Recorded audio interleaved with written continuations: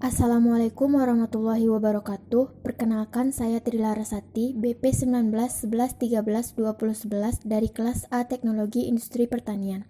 Baiklah, di sini saya akan membahas mengenai laporan praktikum teknologi penyimpanan dan penggudangan pada objek pertama, yaitu mengenai pengaruh etilen selama penyimpanan, objek kedua mengenai pengaruh kadar air selama penyimpanan, dan objek ketiga mengenai pengaruh suhu selama penyimpanan. Objek pertama yaitu pengaruh etilen selama penyimpanan. Latar belakang pengamatan, buah dan sayur merupakan komoditi yang mudah mengalami kerusakan setelah panen, dikarenakan proses fisiologis, mikrobiologis, fisik, dan mekanis setelah proses pasca panen. Oleh sebab itu, diperlukan upaya penyimpanan agar komoditi tersebut tetap dapat mempertahankan mutu kesegarannya. Etilen merupakan salah satu senyawa volatil atau mudah menguap yang dibebaskan pada waktu terjadi proses pematangan dan merupakan hormon yang berperan penting di dalam proses pematangan buah. Etilen yang diberikan dapat menyeragamkan pematangan buah dan biasa disebut sebagai pemeraman. Buah klimaterik menghasilkan lebih banyak etilen endogen daripada buah non-klimaterik. Produksi etilen dipengaruhi oleh suhu. Suhu rendah dapat menekan produksi gas etilen pada buah klimaterik. Oleh karena itu, suhu rendah banyak dipergunakan dalam pengaturan penyimpanan buah-buahan klimaterik. Namun, jika suhu terlalu rendah juga dapat membuat buah menjadi rusak. Pada buah klimaterik, produksi etilen cenderung naik secara bertahap sesudah panen. Respirasinya meningkat pada awal penyimpanan dan menurun seiring lamanya penyimpanan. Sementara pada buah non-klimaterik, produksi etilennya tetap dan tidak memperlihatkan perubahan yang nyata. Tujuan dari praktikum ini yaitu untuk mengetahui pengaruh etilen selama penyimpanan pada tomat klimaterik dan mentimun segar non-klimaterik. Berikut merupakan hasil pengamatan pada hari pertama, kedua, dan ketiga yang telah dilakukan dengan memasukkan buah tomat dan mentimun segar secara bersamaan ke dalam sebuah plastik dan diikat, kemudian disimpan pada suhu kamar. Pembahasan pada hari pertama, warna tomat dan mentimun yang ada di dalam plastik masih tetap sama dengan warna sebelum dimasukkan ke dalam plastik, dan kekerasan buah masih sama seperti awal disimpan. Selanjutnya pada hari kedua, warna pada buah tomat sedikit lebih pekat dan mentimun sedikit menguning dari hari sebelumnya, serta terdapat uap air di dalam plastik. Sedangkan pada hari ketiga, hasil yang didapatkan yaitu warna tomat yang semakin pekat dari hari-hari sebelumnya, sedangkan mentimun pada ujungnya mengalami perubahan warna menjadi kekuningan. Tekstur dari buah keduanya mulai melunak, serta uap air yang terdapat di dalam plastik semakin banyak. Terdapatnya uap air di dalam plastik merupakan etilen dari buah tomat. Etilen berupa gas yang mudah menguap dan tidak memiliki aroma. Tomat mengalami perubahan warna yang semakin pekat. Hal ini disebabkan tomat mengalami proses pematangan, karena tomat termasuk buah klimaterik. Sedangkan pada mentimun, yang mengalami perubahan warna menjadi kekuningan di ujungnya disebabkan karena adanya etilen yang diproduksi oleh tomat sebagai buah klimaterik. Hal ini menunjukkan adanya pengaruh etilen tomat sebagai buah klimaterik terhadap buah mentimun yang merupakan buah non-klimaterik. Kesimpulan pada praktikum kali ini yaitu bahwa penyimpanan tomat dengan mentimun segar di dalam sebuah plastik dengan suhu kamar yang tidak terkena sinar matahari menyebabkan etilen dalam buah tomat klimaterik mempengaruhi kematangan pada mentimun non-klimaterik. Terbukti pada mentimun yang mengalami perubahan warna menjadi kekuningan. Selanjutnya objek kedua yaitu mengenai pengaruh kadar air selama penyimpanan. Latar belakang pengamatan, biji-bijian atau serealia merupakan sekelompok tanaman yang ditanam untuk dipanen biji atau bulirnya sebagai sumber karbohidrat. Yang termasuk ke dalam kelompok biji-bijian ini contohnya padi, jagung, gandum, sorghum, dan sebagainya. Namun, biji-bijian ini juga bisa mengalami kerusakan sehingga diperlukan penyimpanan yang tepat untuk bisa memperpanjang umur simpannya. Jika hasil biji-bijian dibiarkan di udara terbuka pada suhu kamar, maka lamaan akan terjadi perubahan-perubahan yang ditimbulkan karena adanya pengaruh mekanis, kimia, fisik, biologis, dan mikrobiologis. Hal ini akan menyebabkan kerusakan-kerusakan atau pembusukan. Gandum adalah tanaman serealia dari famili Poaceae yang berasal dari daerah subtropis. keragaman penggunaan, kandungan nutrisi, komponen pangan fungsional, dan kualitas penyimpanannya yang tinggi menjadikan gandum sebagai bahan makanan pokok lebih dari sepertiga populasi dunia. Kadar air gandum pada saat baru panen. Waktu panen gandum yang tepat adalah 55-56 hari setelah tanaman mulai berbunga. Kadar air biji gandum pada saat panen bervariasi antara 18-24%. Panen sebaiknya dilakukan pada kondisi cuaca cerah untuk memudahkan proses pengeringan. Batang yang telah dipanen selanjutnya dikumpulkan dan dikeringkan di bawah sinar matahari sebelum dirontok. Selanjutnya yaitu kadar air setelah pengeringan.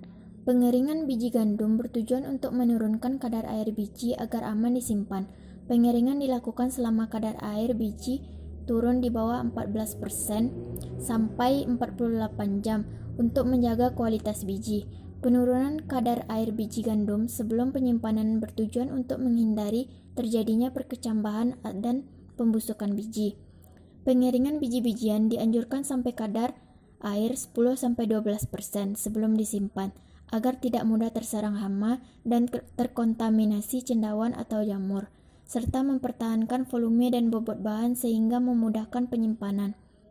Biji gandum dengan kadar air 14% tahan disimpan hingga 2-3 bulan. Untuk penyimpanannya lebih lama, kadar air biji gandum harus diturunkan pada level 13% atau di bawahnya. Kesimpulan pada praktikum kali ini yaitu semakin rendah kadar air produk biji-bijian, maka umur simpan semakin lama atau panjang. Sedangkan semakin besar kadar air produk biji-bijian, maka akan terjadinya kerusakan-kerusakan yang disebabkan oleh hama, mikroba, jamur, dan lain sebagainya. Kadar air penyimpanan biji-bijian yang aman yaitu berkisar antara 13-14%. Selanjutnya objek 3, yaitu mengenai pengaruh suhu selama penyimpanan.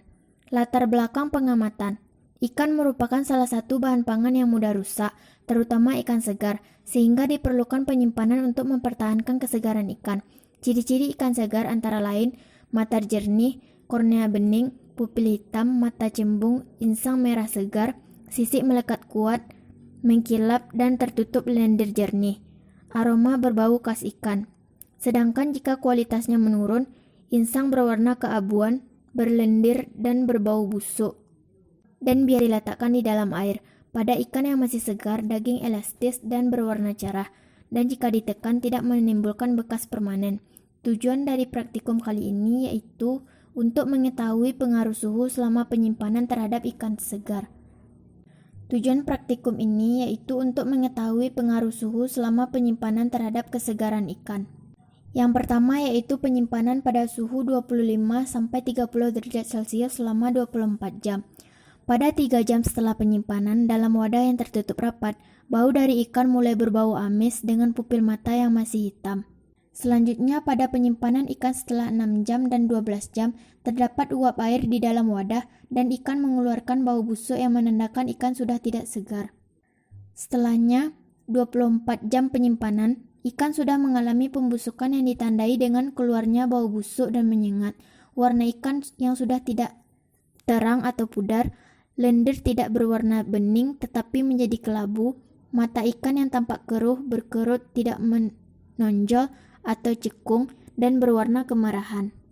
Dari pengamatan selama 24 jam pada suhu ruang 25-30 derajat Celcius dengan wadah tertutup, dapat disimpulkan bahwa ikan tidak dapat disimpan pada suhu ruang 25-30 derajat Celcius. Ini karena menyebabkan ikan tidak lagi segar dan mengalami pembusukan dikarenakan suhu yang tinggi menyebabkan proses pembusukan akan semakin cepat.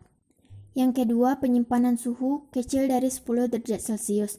Pada hari pertama, setelah dilakukan penyimpanan dalam wadah tertutup selama 3 jam, ikan masih segar, warna kulitnya mengkilap, terang dan tampak sehat, baunya khas ikan segar.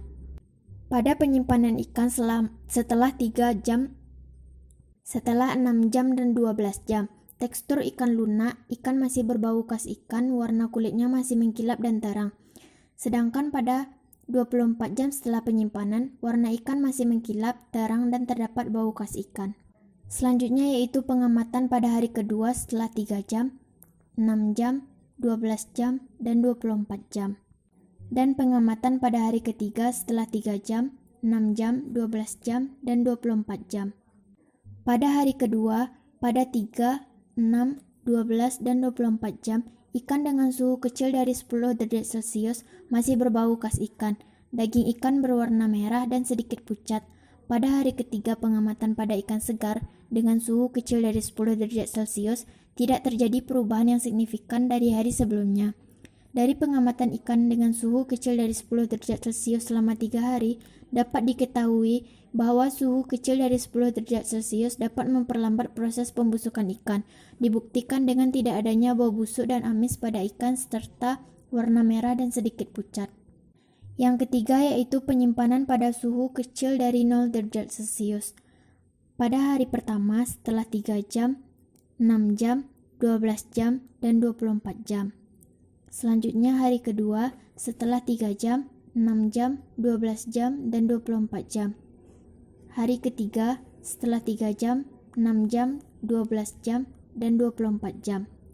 Pada penyimpanan ikan segar dengan suhu kecil dari 0 derajat Celcius dalam wadah tertutup, setelah 3 jam penyimpanan, ikan masih segar dan tidak mengeluarkan bau. Sedangkan pada penyimpanan 6 dan 12 jam, terdapat butiran es pada ikan, adanya bau khas ikan dan tekstur keras dan kaku. Sedangkan setelah 24 jam penyimpanan, terdapat es pada daging ikan dan teksturnya semakin keras dan kaku. Dan terdapat bau khas ikan. Pada 3, 6, 12, dan 24 hari kedua, tercium bau khas ikan semakin banyak. Es pada ikan dan teksturnya yang semakin keras dan kaku. Pada jam ketiga, 6, 12, dan 24 hari ketiga, tidak terjadi perubahan yang signifikan, kecuali es yang ada pada ikan semakin banyak. Berdasarkan hasil pengamatan yang telah dilakukan selama 3 hari, dapat disimpulkan bahwa penyimpanan ikan segar dengan suhu kecil dari 0 derajat Celcius merupakan cara yang efektif untuk memperpanjang umur simpan ikan segar, karena dapat memperlambat proses pembusukan pada ikan dan suhu paling rendah ini dapat lebih mempertahankan kesegaran ikan jauh lebih baik apabila dibandingkan dengan suhu tinggi seperti suhu ruang 25-30 derajat Celcius. Penyimpanan ikan segar dengan suhu rendah dapat digunakan untuk menurunkan suhu, agar mikroorganisme dan enzim yang dapat menyebabkan pembusukan dapat dinonaktifkan, sebagian atau seluruhnya, sehingga dapat mencegah terjadinya kerusakan pada ikan sehingga dapat mempertahankan kesegarannya. Proses pembusukan ikan oleh bakteri dan fungi dapat dihambat dengan penyimpanan ikan pada suhu 0 derajat Celcius atau lebih rendah lagi. Penyimpanan ikan pada suhu dingin dapat menghambat pertumbuhan bakteri dan fungi, sedangkan pada suhu tinggi, contohnya pada suhu kamar 25-30 derajat Celcius, terjadi pertumbuhan optimal bagi bakteri dan fungi. Penyimpanan dengan suhu dingin dan beku dapat menghancurkan Penyimpanan ikan pada suhu dingin dapat mempertahankan mutu atau jangka pendek atau beberapa hari, dan apabila disimpan di suhu beku dapat bertahan dalam jangka waktu sampai 1 tahun. Penyimpanan dengan suhu dingin dan beku dapat menghancurkan mikroba-mikroba pembusuk. Sekian penjelasan mengenai laporan praktikum teknologi penyimpanan dan pengundangan objek pertama, kedua, dan ketiga saya. Apabila terdapat kesalahan dan kekurangan, saya mohon maaf. Saya sudahi dengan Assalamualaikum warahmatullahi wabarakatuh.